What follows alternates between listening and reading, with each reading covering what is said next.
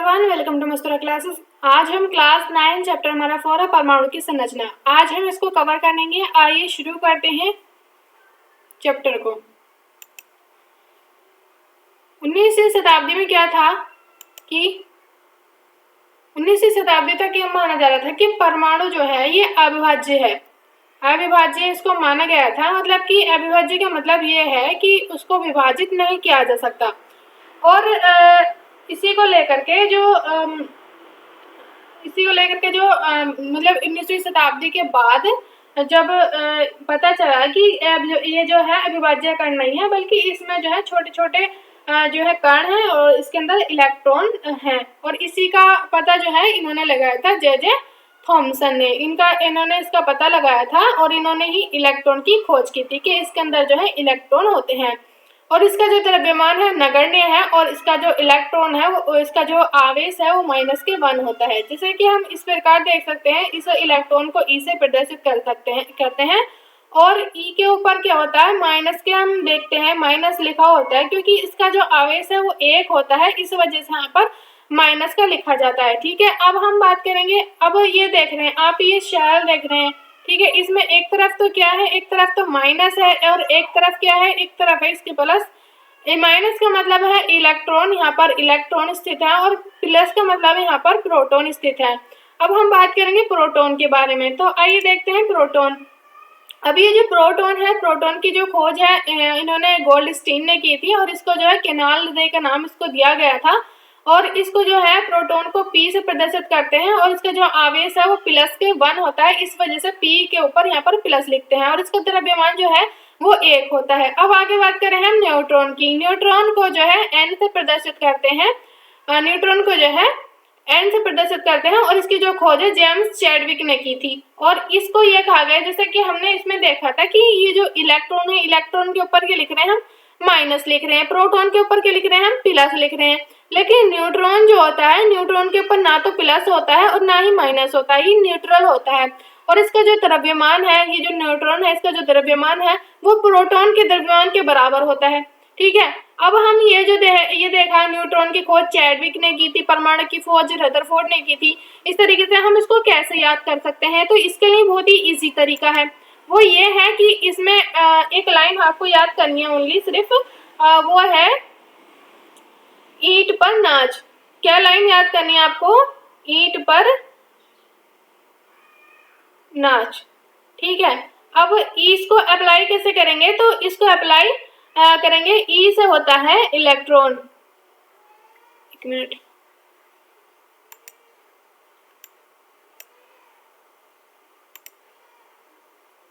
ई से क्या होता है, ई से होता है,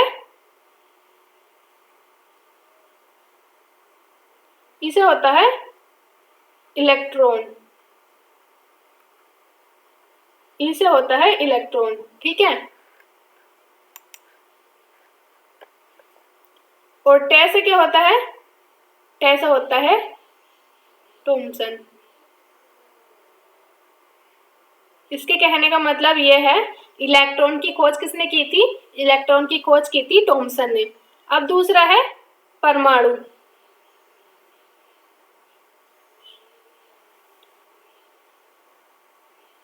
दूसरा क्या है, एक मिनट,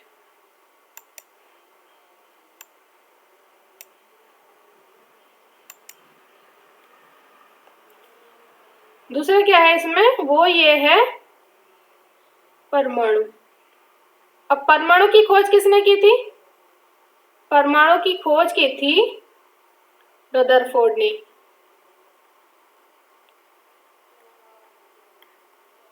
परमाणु खोज किसने की थी, रदरफोर्ड में। आगे आता है अब न्यूट्रॉन। एन से क्या है, न्यूट्रॉन। एन से क्या है, वो है न्यूट्रॉन। न्यूट्रॉन की खोज किसने की थी, न्यूट्रॉन की खोज की थी चैडविक ने, जेम्स चैडविक ने।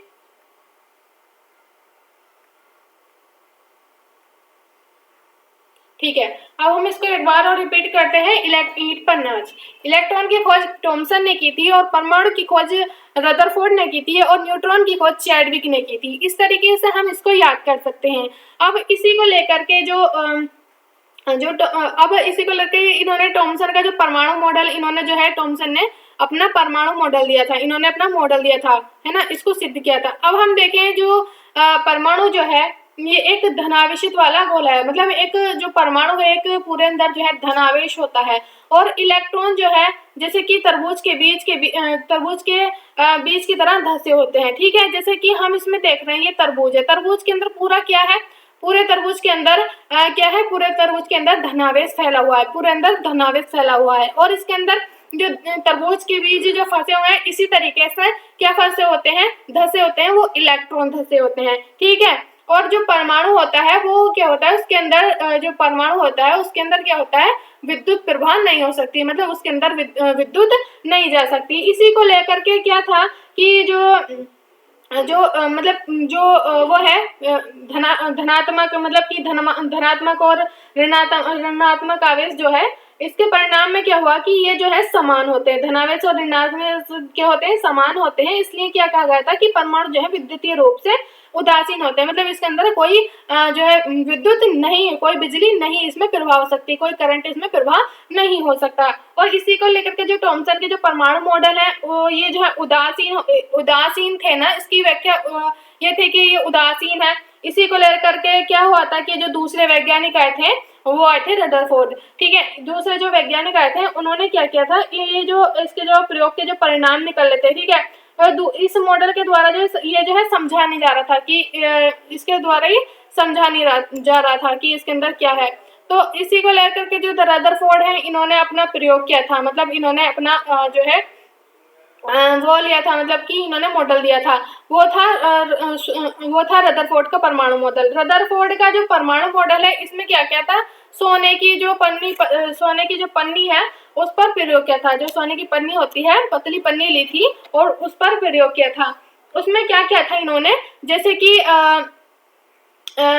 हम देखें कि ये इन पर जो है अल्फा कण जो है इन्होंने विचार किए थे। जैसे कि ये एक सोने की पन्नी है, जैसे कि आप इसमें देख रहे हैं, जैसे कि एक सोने की पन्नी है और इस पर क्या किया था इन्होंने, अल्फा कण इन्होंने विचार किए थे, मतलब अल्फा कण वो करे थे, जिसमें कि जो है कुछ कण जो है वापस टकरा कर आ गए, मतलब कि इन्होंने 12,000 कण जो है इन्होंने वो किए थे, जिसमें कि एक कण जो है वापस आ गया था। जैसे कि हम इसमें देखें एक चित्र और लेते हैं,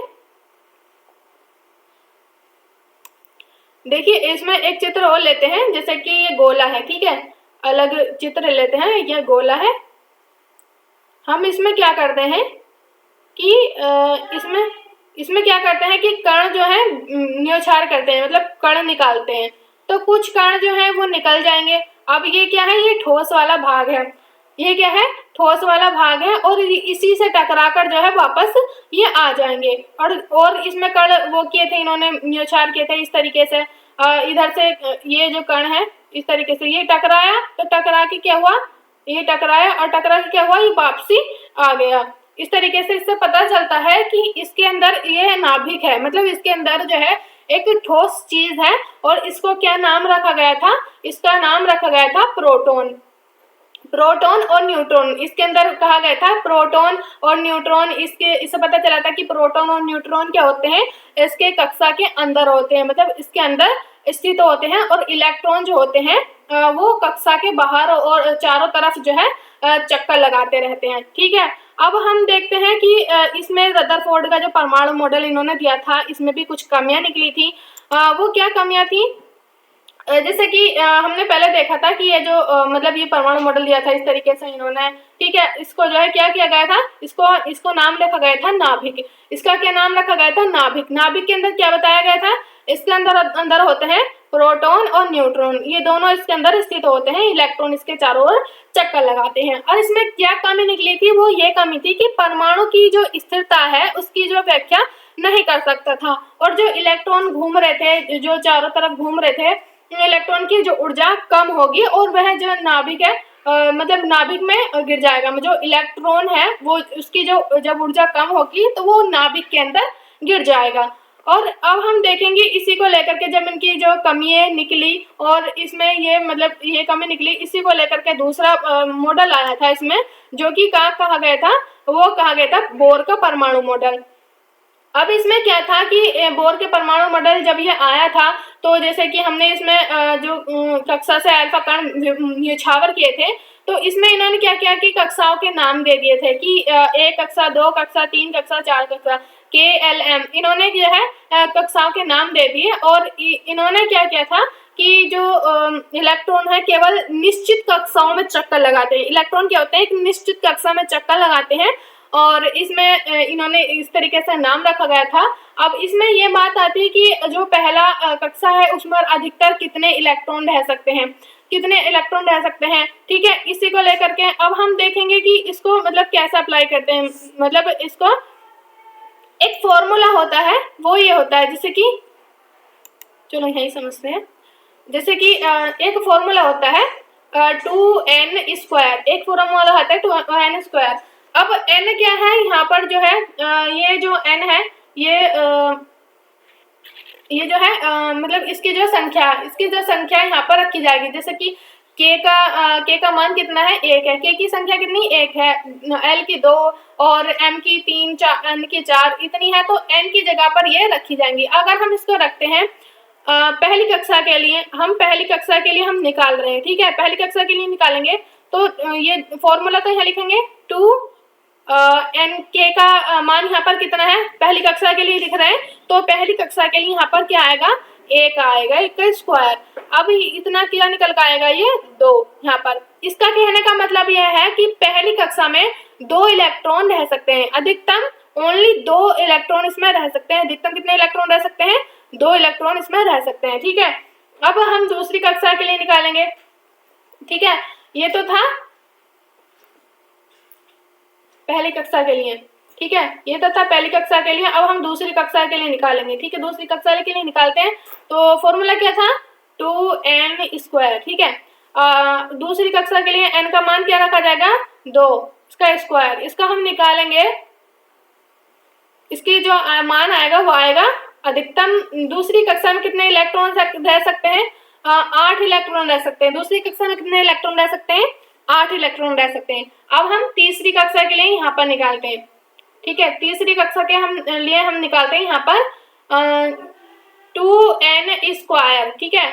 और n का मान यहाँ पर कितना रखेंगे, वो लिखेंगे 3, ठीक है। और इसका निकल कर आएगा, तीसरी कक्षा में अधिकतम कितने इलेक्ट्रॉन रहेंगे, 18 इलेक्ट्रॉन रहेंगे। अब हम निकालते हैं चौथी कक्षा के लिए। कौन सी चौथी कक्षा के लिए हम निकालते हैं, ठीक है। इसमें यह फॉर्मूला कितना लगेगा, 2n²। n का मान यहाँ पर कितना रखेंगे, वो रखेंगे 4। चौथी कक्षा के लिए निकाले तो हम 4 रखेंगे, और इसमें जो है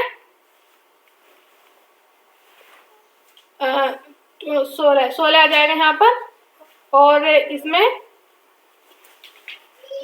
यहाँ पर जो है ये इसका जो है यहाँ पर मतलब चौथी कक्षा में कितने इलेक्ट्रॉन रह सकते हैं, अधिकतम इलेक्ट्रॉन की जो संख्या है वो 32 इसमें रह सकती है।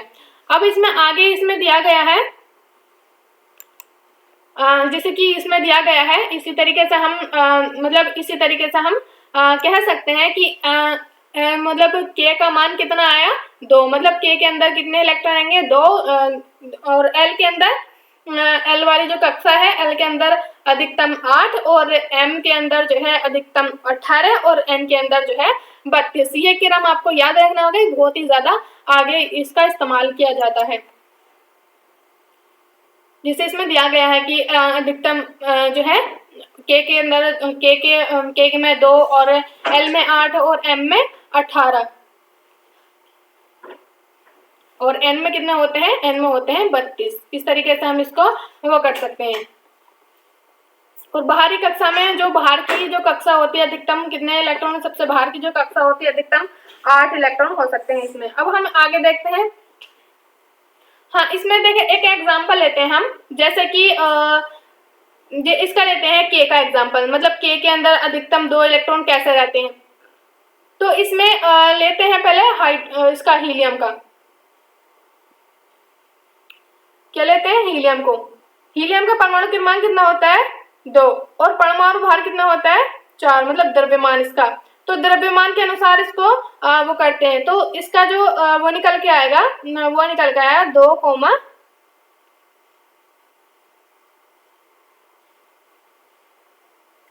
एक मिनट,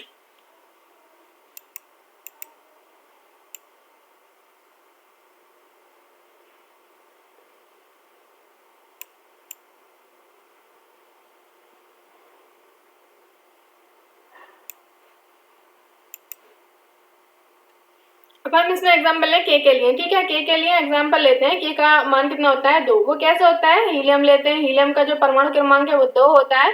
तो अधिकतम कक्षा में कितने इलेक्ट्रॉन रहेंगे 2। इस तरीके से जैसे कि ये है अधिकतम 1 और 2। पहला है जो हाइड्रोजन, अगर हम हाइड्रोजन को लेंगे तो जैसे कि हाइड्रोजन है, ठीक है। ये हाइड्रोजन, इसका परमाणु क्रमांक होता है और परमाणु भार भी 1 होता है। तो इसमें जो है जैसे कि एक कक्षा है, ठीक है। इसमें क्या होगा, एक ही परमाणु। अब क्या है, इसकी कक्षा खाली है, ये किसी से भी साझा करेगा और इसमें जो है अपनी कक्षा भर लेगा। ये इस तरीके से करता है और इस तरीके से ये करते हैं, ठीक है। अब हम बात करेंगे आगे एल की। अगर हम एल को लें, ये जो एल दिया गया है हमें, ये जो एल दिया गया है,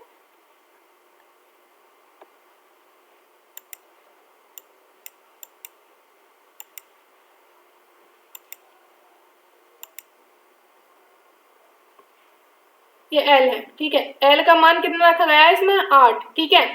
अब हम इसको देखें, इसका एग्जाम्पल अगर हम लें तो इसका जो एग्जाम्पल आएगा वो आएगा कार्बन। कार्बन का परमाणु क्रमांक कितना होता है 6 और परमाणु भार कितना होता है 12, ठीक है। परमाणु क्रमांक से हम उसको वो करेंगे तो इसका क्या निकल कर आएगा 2,4 इसका जो है ये निकल के आएगा। और इसमें क्या है कि इसके अंदर जो है इसकी कक्षा मतलब हम इसी तरह से फॉलो करेंगे। देखिए पहली कक्षा में कितने रहेंगे 2, दूसरी कक्षा में 8, तीसरी कक्षा में 18 और 32, इस तरीके से।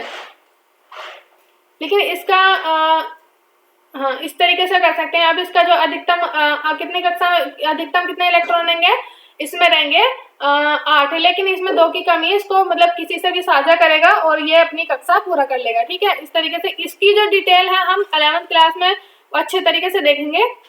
अब अगला टॉपिक आता है इसमें जो संयोजकता और अष्टक, मतलब कि संयोजकता हम कैसे निकालते हैं। संयोजकता हम निकालते हैं संयोजकता जैसे कि हम लेते हैं हाइड्रोजन, ठीक है। हाइड्रोजन का परमाणु क्रमांक कितना होता है 1, परमाणु भार भी 1 होता है। इसकी अगर हम संयोजकता निकालेंगे तो इसकी संयोजकता मतलब इसका जो है 1 ही आएगा, ठीक है। 1 ही वो होता है। और जैसे कि हाइड्रोजन है और इसका क्या आएगा, हाइड्रोजन है और सोडियम है Na, इसका जो परमाणु क्रमांक है कितना होता है 11, ठीक है। 11 होता है और इसमें क्या रखा जाएगा ऐसे करके 2,8, कितना आएगा, अब आएगा 1। इसकी जो संयोजकता ये जो क्या है, ये जो लास्ट में बच रहा है वो कितना है 1 है। तो इसकी संयोजकता कितनी होगी 1, इसकी संयोजकता कितनी होगी वो होगी 1। अब हम आगे देखें जो दूसरा एग्जाम्पल लेंगे। दूसरा अगर हम एग्जाम्पल लें इसमें तो जैसे कि हम देखेंगे कि इसमें जो है जो अधिकतम इलेक्ट्रॉन कितने बच रहे हैं, मतलब इसमें जो बच रहे हैं वो 1 ही बच रहा है। मतलब जो संयोजकता कितनी बच रही है 1 बच रही है। अब 2 मतलब इसकी 2 भी बच सकती है, 3 भी बच सकती है और 4 भी बच सकती है। 3 कैसे बच सकती, 2 कैसे बच सकती है 2, अगर हम एग्जाम्पल लेंगे इसका एग्जाम्पल लेंगे हम मैग्नीशियम इसका एग्जाम्पल लेंगे तो इसका कितना आएगा वो आएगा 2,8,2।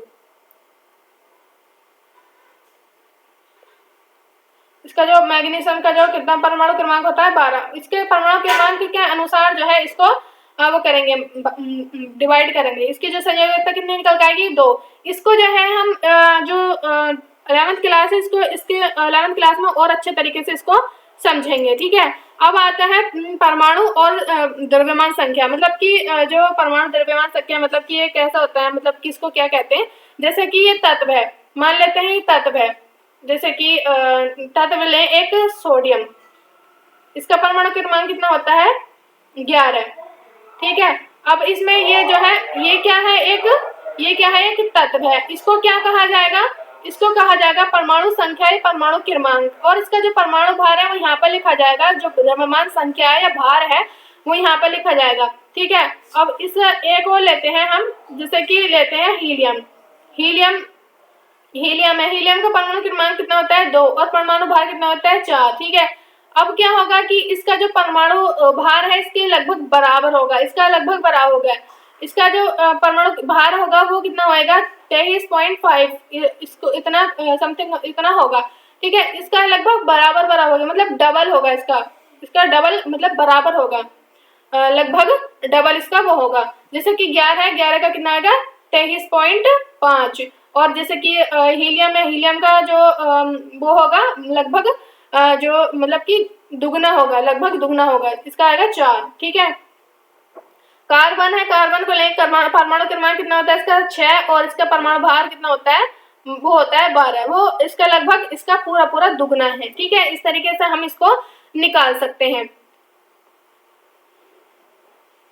और इसका जो है ये जो होते हैं जो परमाणु ये होते हैं, मतलब द्रव्यमान संख्या जो होती है, मतलब कि इसको डबल कैसे करते हैं, तो इसके अंदर क्या होता है वो होता है प्रोटॉन और न्यूट्रॉन। जो द्रव्यमान संख्या है, जो परमाणु क्रमांक है उसको कैसे लिखते हैं, परमाणु क्रमांक को लिखते हैं Z से, ठीक है। और परमाणु द्रव्यमान संख्या को कैसे लिखता है A से।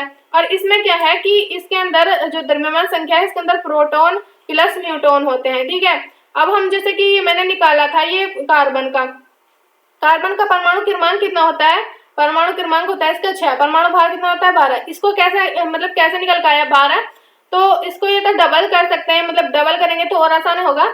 इसको जैसे कि इसके 6 ही तो प्रोटॉन है और 6 ही कितने हैं न्यूट्रॉन है, 6 इसके न्यूट्रॉन है, तो इसको ऐड कर सकते हैं, इसको ऐड कर सकते हैं। इस तरीके से हम इसको निकाल सकते हैं, ठीक है। अब आगे आता है समस्थानिक और संभारिक। आगे क्या आता है समस्थानिक और संभारिक। समस्थानिक क्या होते हैं, समस्थानिक वह होते हैं जिनकी जो है समान परमाणु समान जो है परमाणु संख्या होगी, लेकिन द्रव्यमान जो है अलग अलग होगा। इसका जो द्रव्यमान है वो अलग अलग होगा। कैसे होगा, जैसे कि इसमें एग्जांपल दिया गया है हाइड्रोजन का परमाणु क्रमांक 1 है, इसका भी परमाणु क्रमांक 1, इसका परमाणु क्रमांक इसका जो है इसका 2 है, 2 भार है, इसका 3 है, 4 है, इसका अलग अलग नाम दिए गए हैं। इसको जो है प्रोटियम, ड्यूटेरियम, और इसका जो है अलग अलग इसको नाम दिए गए हैं। एक तो इसका जो है इसको पहले को क्या कहा गया है, इसको कहा गया है प्रोटियम, दूसरे को क्या कहा गया है ड्यूटोरियम, और इसका जो है ट्राइटेरियम, इसका जो है नाम इनको रखा गया है। ये जो है एग्जाम में बहुत ज्यादा पूछा जाता है कि परमाणु जो मतलब इसका जो है हाइड्रोजन का जो है 3 वो होते हैं, 3 समस्थानिक होते हैं। 3 कितने होते हैं, 3 समस्थानिक हो रहे हैं। अब बात करेंगे हम संभारिक की, ठीक है। अब बात करेंगे हम संभारिक की।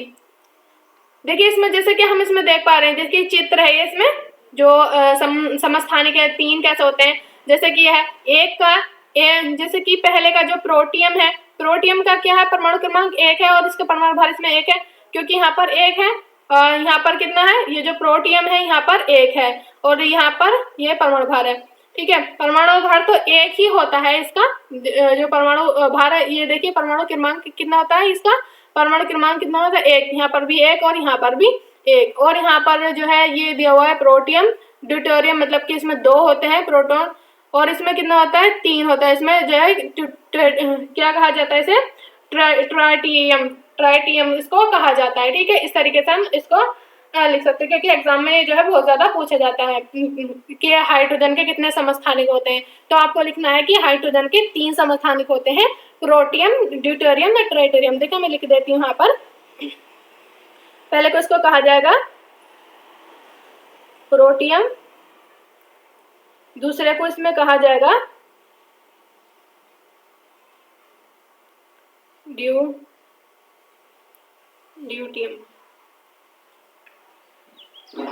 ड्यूटेरियम, इसको कहा जाएगा ड्यूटेरियम, और तीसरा जो है तीसरे को कहा जाएगा यहाँ पर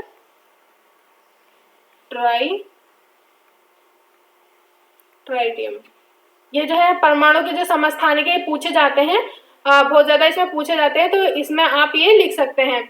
अब आता है अगला आता है संभारिक। संभारिक क्या होता है, इसमें समस्थानिक में क्या था, इसमें परमाणु जो संख्या थी वो समान थी, है ना, और जो द्रव्यमान था वो अलग अलग था। अब हम इसमें देखेंगे जो परमाणु संख्या है वो तो अलग अलग है, लेकिन जो द्रव्यमान संख्या है वो है बराबर। जैसे कि कैल्शियम है और आर्गन है, कैल्शियम का जो प्रतीक है उसको किससे लिखा जाता है Ca से, ठीक है। कैल्शियम का जो प्रतीक है वो कैसे लिखा जाता है, और C से, ठीक है। अब हम इसमें देखें जो कैल्शियम का जो परमाणु क्रमांक है वो कितना है, परमाणु क्रमांक है इसका 20 और परमाणु भार कितना होता है इसका 40। इसी तरीके से हम आर्गन देखें, आर्गन का जो प्रतीक है वो Ar है, इसका जो परमाणु क्रमांक है वो है 18 और परमाणु भार कितना है इसका लगभग इसका जो है 40 इसका परमाणु भार होता है। अब हम इसमें देखें कि इसका जो परमाणु क्रमांक है, ये जो परमाणु क्रमांक है वो तो क्या है अलग अलग है और परमाणु भार क्या है वो समान है, ठीक है। इस तरीके इसी वजह से इसको जो है समभारिक कहा गया है। आइए अब हम आगे देखते हैं जो समस्थानिक है, जो समस्थानिक है इसके जो अनुप्रयोग, इसके में देखें जो मतलब इसका उपयोग कहाँ कहाँ होता है।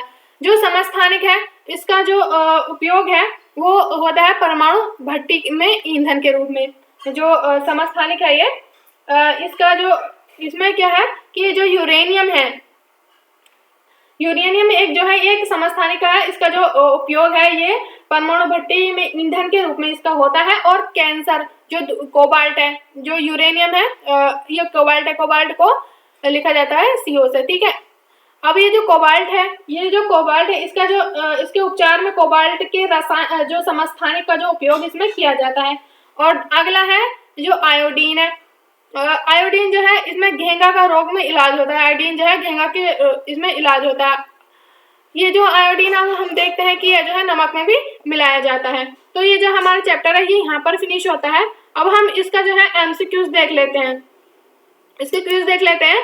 पहले इसमें क्वेश्चन है कि परमाणु की खोज, जो पहला क्वेश्चन है इसमें परमाणु के नाभिक की खोज किसने की थी, जो परमाणु का नाभिक है वो किसने की थी। तो इसकी जो खोज है वो की थी, जैसे हमने याद किया था उसमें जो ईट पर नाच परमाणु की खोज किसने की थी, वो रदरफोर्ड ने की थी। किसने की थी, रदरफोर्ड में। और L कोष में इलेक्ट्रॉन की अधिकतम संख्या कितनी होती है, जैसे कि हम निकालते हैं, जैसे कि देखिए पहले में क्या है K, पहला क्या है KLMN, ठीक है, पहला है, ये दूसरा है, तीसरा चौथा। दूसरा क्या है, दूसरे में निकालेंगे 2n², जल्दी से निकाल लेते हैं। ये क्या है 2, इसका क्या आएगा 8, कितना आएगा यहाँ पर, इसका जो आंसर होगा वो होगा C, कितना होगा 8, इसका जो वो होगा 8, ठीक है। अब अगला क्वेश्चन देख लेते हैं हम। अगला क्वेश्चन है वो यह है कैंसर के उपचार में किस तत्व के समस्थानिक का उपयोग इसमें किया जाता है। तो मैं ऑप्शन इसका C, कोबाल्ट में इस कोबाल्ट का इसमें प्रयोग किया जाता है। अब अगला क्वेश्चन है 11 प्रोटॉन 12 न्यूट्रॉन वाले परमाणु की जो द्रव्यमान संख्या वो कितनी होगी। अब इसमें अगर हम निकालें तो इसकी जो आएगी परमाणु द्रव्यमान संख्या आएगी वो आएगी 23, क्योंकि हम इसको जोड़ लेंगे, जो प्रोटॉन न्यूट्रॉन है इसको हम जोड़ लेंगे और इसकी जो है परमाणु द्रव्यमान संख्या निकल के आ जाएगी। किनाल किरणें जो है ये किनाल किरणें ये होती हैं धनावेश, इसका आंसर 2 होगा। आई होप आपको जो है ये जो चैप्टर है समझ आया होगा। मिलते हैं नेक्स्ट वीडियो में नेक्स्ट चैप्टर के साथ। Thank you so much.